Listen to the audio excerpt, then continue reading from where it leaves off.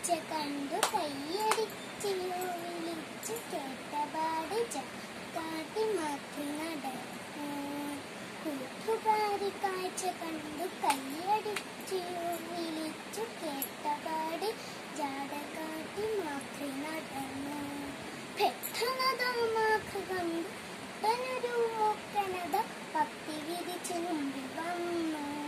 പെട്ടെന്നതാ കണ്ടു മുട്ടനൊരു മൂക്കനത പത്തി വിരിച്ചു മുമ്പിൽ വന്നു. കണ്ട ഉടൻ മാക്കയതാ കമ്മലൂരി വലിച്ചെറിഞ്ഞു